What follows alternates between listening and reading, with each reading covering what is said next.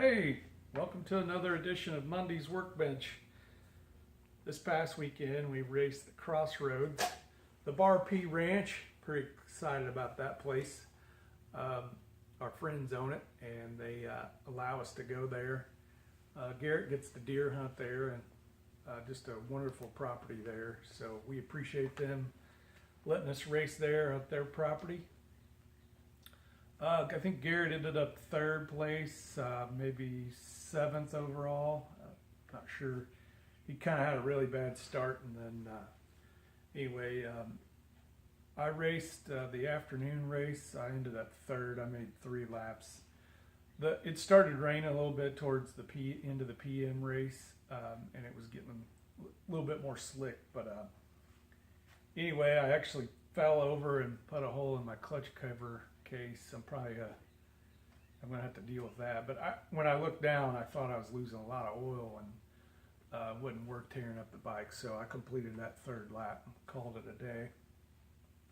Anyway, with that said, we've got the 125 out, and the last time I rode it was March 29th. The reason why I know that is I wrote down that I got everything, freshen back up, new oil filter, and but it needed a clutch cable replacement. And of course, with the 125, you use that a lot of clutching going on there. So I tried to lube it up with some cable life lube and this little contraption here. I tried to do that before, but it ended up not working out, so $15 clutch cable should fix it. So that's what we're going to do, replace the clutch cable today. So I got one from Moose here. Like I said, I think it was 15 bucks. Seemed pretty reasonable, and I know that it will make that clutch action a lot smoother. So I went ahead and I removed the handguard, but I've taken the play out of this clutch purse here, and I thought maybe it would be loose enough to undo the cable, but maybe not. I gotta get it lined up just correctly so all the slots are lined up. I might be able to get that. Before you take the cable off, you want to make sure you remember where the route is, because everything needs to line up the same way. But on this one, I kind of know which way it goes, and I may end up sticking that cable through there even before I take this one out. On this 125, I'm going to go down here. Stacy's doing a good job of filming today. I'm going to take this clutch cover off, and this gets routed down. It's got an oversized tank, so it's taking up a little more room than normal. So I don't think I'm going to have to take off the gas tank. In most cases, you probably will, but this one I think I'm going to get away with it. So I need to take this cover off. This is a little different because the actuator's actually underneath this cover. So I'm going to take that off.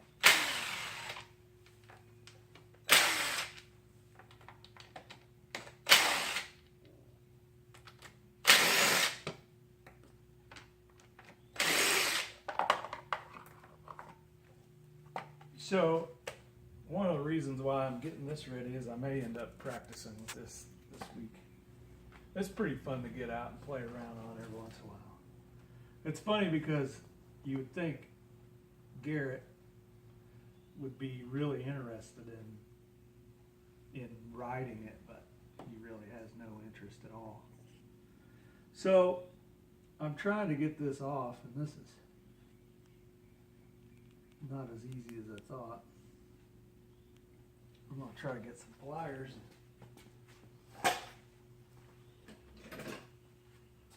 I thought that would just pop right off, but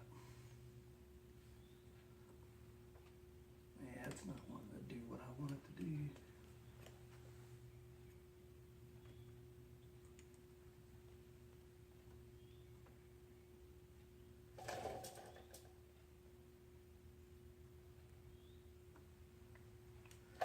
Well, let me go back up and try it from the top.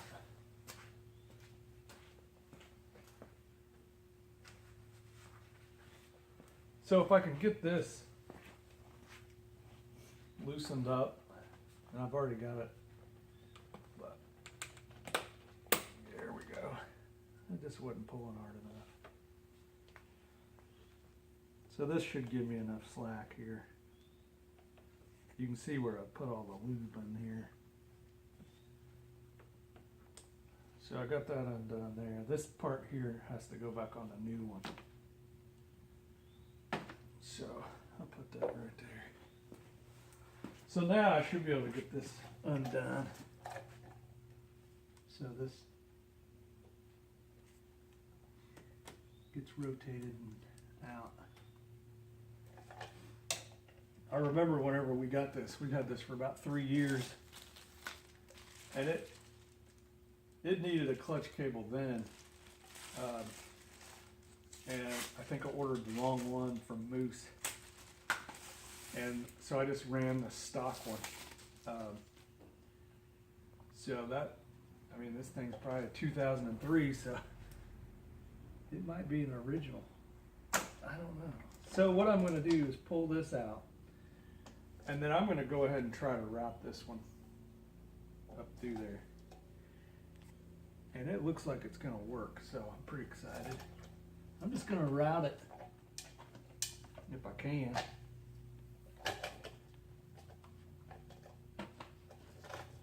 Right alongside the other one. It may be easier said than done, huh? Oh, come on. Look at that. Okay.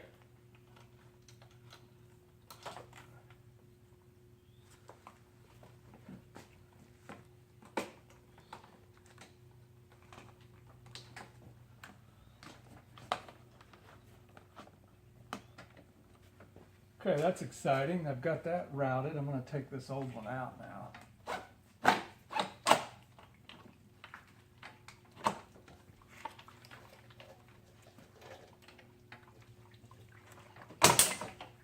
Perfect. Now, this one was still working, so we'll keep it. And I mean, it's not a very smooth one, but I mean, it's working, so might need it. So I routed that the exact same way that the one that was on there. So I think that worked out pretty good for me. You know, it never hurts to take a picture or something.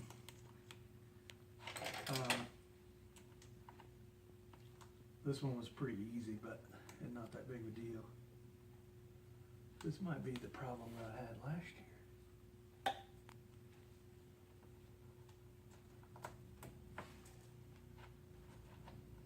Beautiful.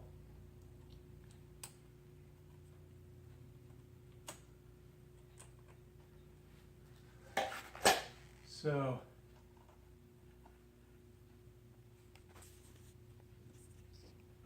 okay, and this guy goes right back in here. First, I'm going to put this thing on. Little cover here.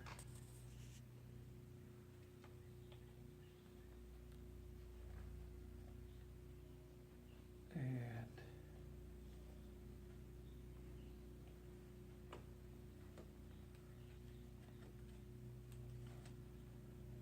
I'm hoping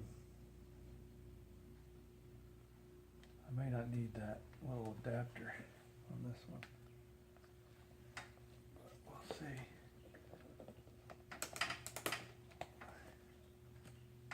I think that'll work. Okay, boy, that's gonna be nice. Okay, I need to put my cover back on, and it appears to be working correctly. Oh, that's so nice. I'm going to go ahead and spray a little bit of lube just right down here. put this back on.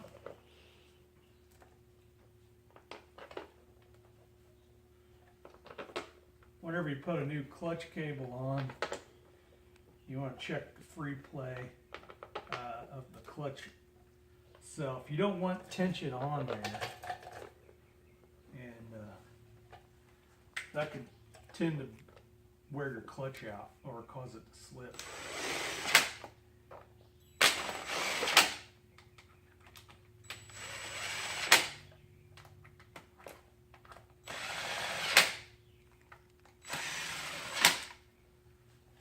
Okay, got all those tightened back up. I'm gonna stand back up and do this clutch play. Now, this clutch has been adjusted. The cable is like as tight as it can go right now.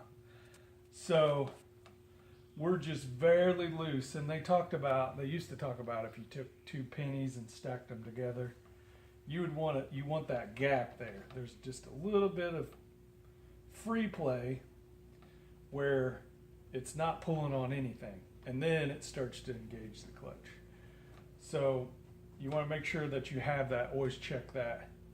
And after your clutch fibers wear a little bit and the cable stretches a little bit, you might want to check that. You don't want it to be too tight to where the cable's actually pulling the clutch apart. So keep an eye on that. I appreciate everyone tuning in. I want some more questions. I've got a list of questions still.